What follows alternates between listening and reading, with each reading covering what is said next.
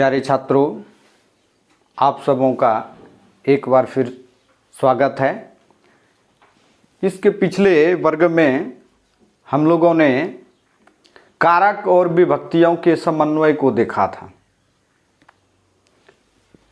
किस कारक के बदले कौन सी विभक्ति होगी,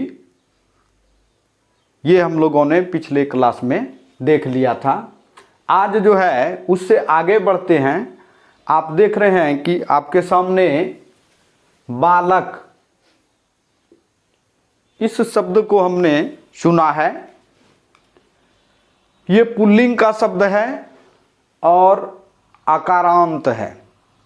तो ये दो चीज पहले समझ लेना है। पुल्लिंग तो आप समझ रहे हैं, इसके पहले शुरुआती दौर में ही हम लोगों ने देखा था कि लिंग 3 होते हैं, तो उसमें से पुल्लिंग, स्त्रीलिंग और नपुंसक लिंग में से ये पुल्लिंग का शब्द है। दूसरा जो है वो आप देख रहे हैं आकारांत। तो इसको आज फिर से देख लेते हैं कि आकार से अंत जिसका हो रहा है, इसको यदि दो पार्ट में करते हैं, इसका संधि विच्छेद, तो ये आकार धन चिन्ह अंत ये होता है। आकार का मतलब अ से है, जिसके अंत में अ लगा हुआ है वह आकार हुआ, और वो अंत में है इसलिए आकारांत। इसलिए आप इधर देख रहे हो कि ये पुल्लिंग है और आकारांत शब्द है। तो यही चीज ध्यान में रखना है। जितने भी पुल्लिंग और आकारांत वाले शब्द होंगे उसका रूप इस बालक के अनुसार चलेगा, यानी बालक उसका प्रतिनिधि हो गया। एक इसको याद करने से संसार में जितने भी पुल्लिंग आकारांत शब्द हैं वो सब का रूप आप बना सकोगे। इसलिए थोड़ा ध्यान से देखेंगे कि किस तरह से इसका रूप बन रहा है। तो सबसे पहले प्रथमा, यदि आप पीछे याद रखे होंगे, प्रथमा यानी के कर्ता कारक। तो इसके लिए आप देखिए कि इसमें क्या लग रहा है। बालक तो इसका मूल शब्द ही है, इसमें लगा क्या अलग से, केवल विसर्ग लगा। ये जो है हिंदी से संस्कृत बन गया। यानी कर्ता कारक के लिए जो आप अभी तक लगाते रहे थे, तो किसी भी शब्द में क्या किया कि अकारांत का शब्द है, इसमें एक विसर्ग जोड़ दिया, ये प्रथमा एक वचन का रूप हो गया। द्विवचन के लिए बालको, क्या जुटा इसमें, बालक तो है ही और जुटा। बहुवचन में बालका, यानी जुटने वाला प्रत्यय जो है ये आह अंत में जुट गया। तो इस तरह से इस रूप को हम लोग तो पूर्व में देखे हुए हैं, क्योंकि कर्ता और क्रिया वाले में यही रूप तो लगता था। अब इसके आगे निकलते हैं तो द्वितीय में इसका रूप क्या हो जाता है, बालकम।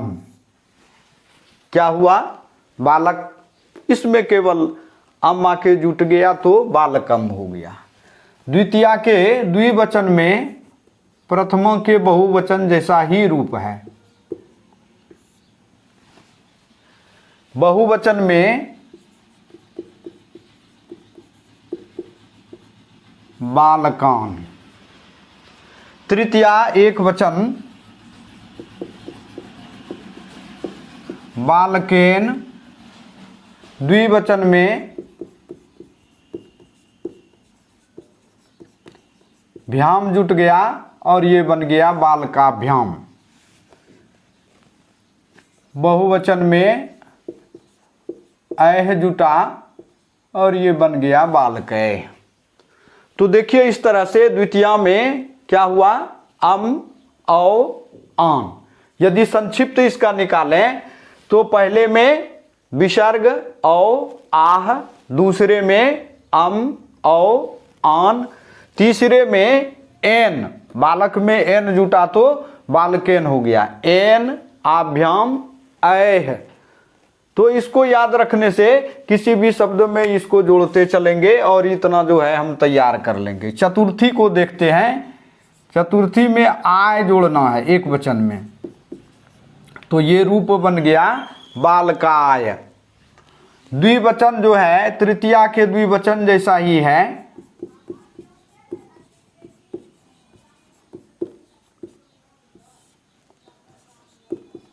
और इधर बालकेभ्यः।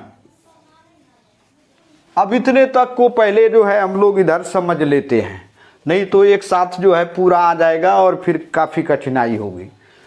प्रथमा जो है हम लोगों का समझा हुआ है, क्योंकि कर्ता और क्रिया के समन्वय में इसका रूप जो है हम लोग देखे हुए हैं।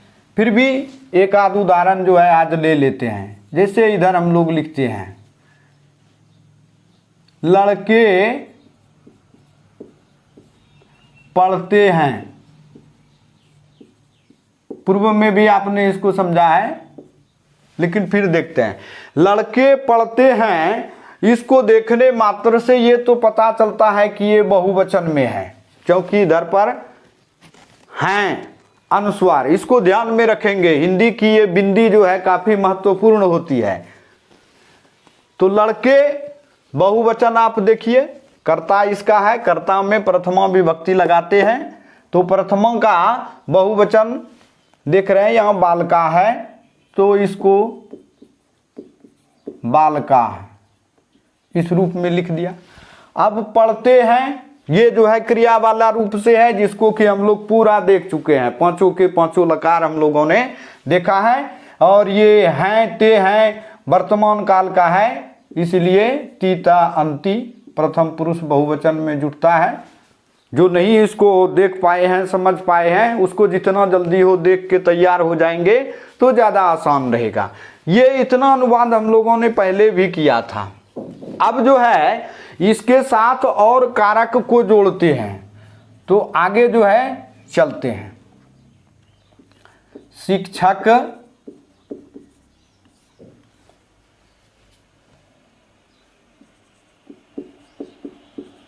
छात्रों को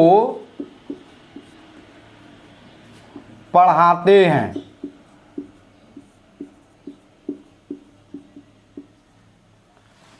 देखते हैं ये यहां पर जो है अब कुछ ज्यादा आगे चले, असली अनुवाद का मजा यहीं पर है।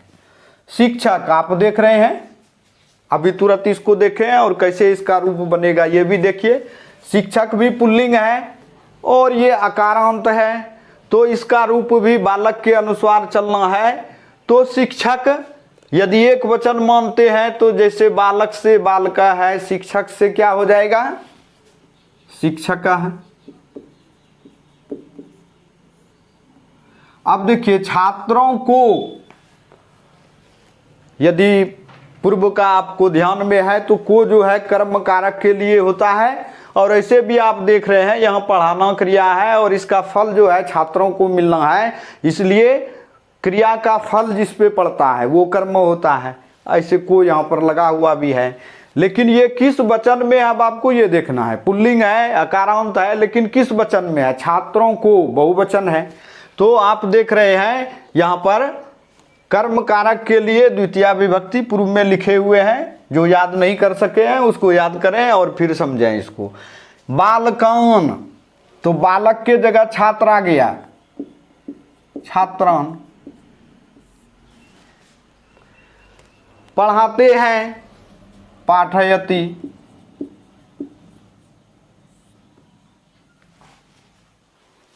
ये पठ से ही पाठ बना है, निच प्रत्यय लग करके, आगे उसकी चर्चा करेंगे। आगे एक और उदाहरण देखते हैं। राम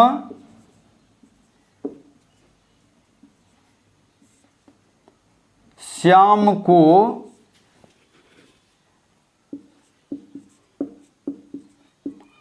किताब देता है।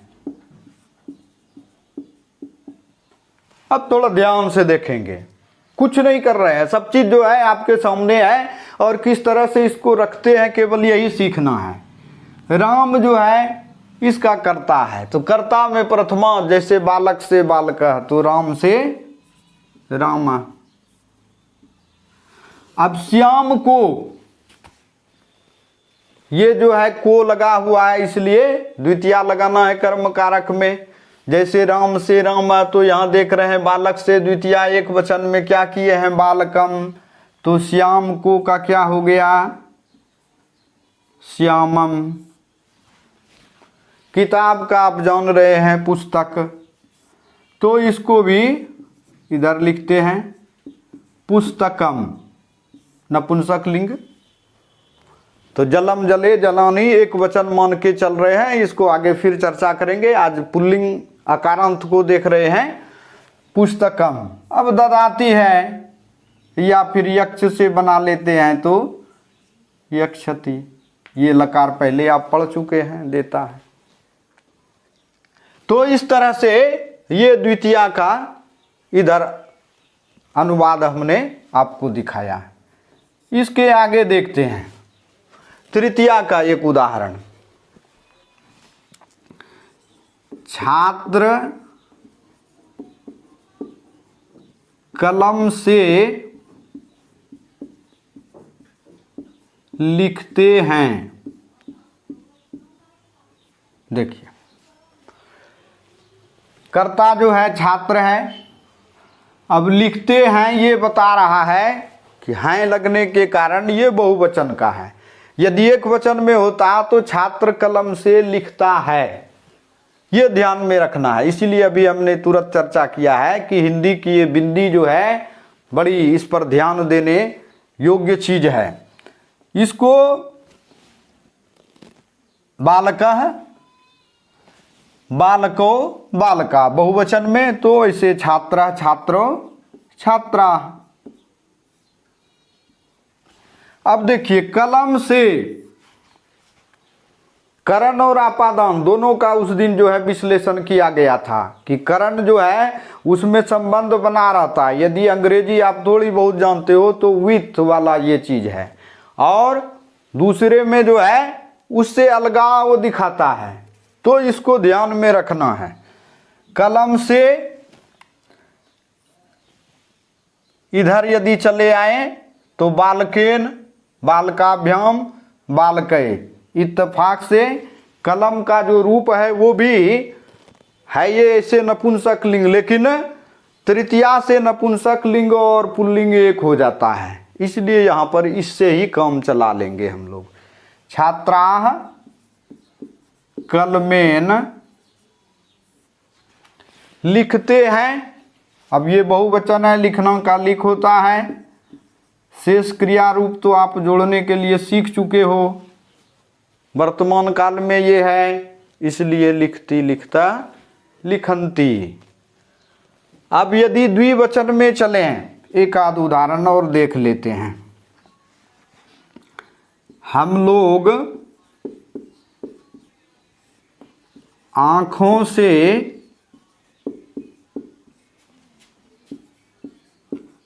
देखते हैं। देखिए, थोड़ा सा ध्यान देने लायक है। हम लोग, इसको आप पूर्व में जान रहे हो तो सीधा जो है वह हम लगा देंगे यहां। अब आंख का नेत्र होता है, नयन होता है, तो नेत्र से अब ये ध्यान रखना है कि आंखों से यदि कोई तरह का दिक्कत नहीं है तो दो आंख होते हैं, इसीलिए इसको द्विवचन में हम लोग रखेंगे। तो जैसे बालक से बालकाभ्याम हुआ, वैसे नेत्र से हो जाएगा नेत्राभ्याम।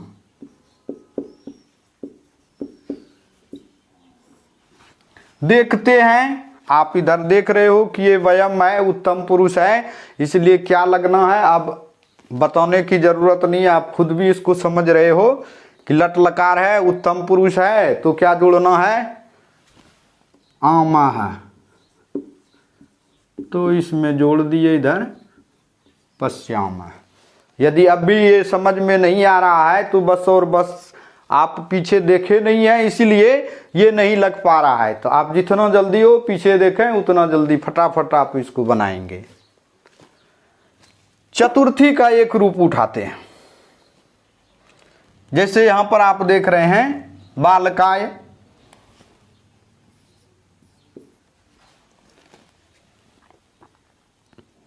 लड़के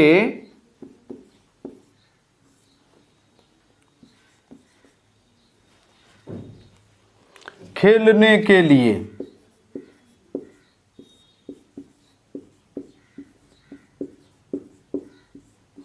जाते हैं। सारा अनुवाद अभी लट लकार में ही हम रख रहे हैं ताकि आप लोगों को असुविधा ना हो, फिर आगे इसको चलेंगे। मुख्य तो आज इसको देखना है। लड़के बहुवचन है इसलिए बालका।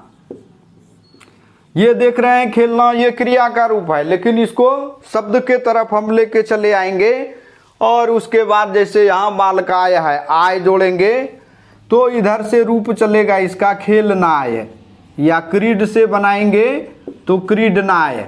इसको शब्द के तरह प्रयोग कर लिया गया है। बालका खेलनाय जाते हैं, गच्छन्ति। बाद में इसका अनुवाद प्रत्यय के द्वारा जब हम लोग सीख लेंगे तो इसको शब्द की तरह नहीं चला के हम लोग प्रत्यय से अनुवाद जो है कर लेंगे। तो निश्चित तौर से आपने इसको समझा होगा।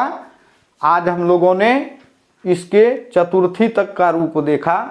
काफ़ी बड़ा हो जाएगा, समझने में भी परेशानी होगी, इसलिए आज इसको यहीं पर रोक रहे हैं।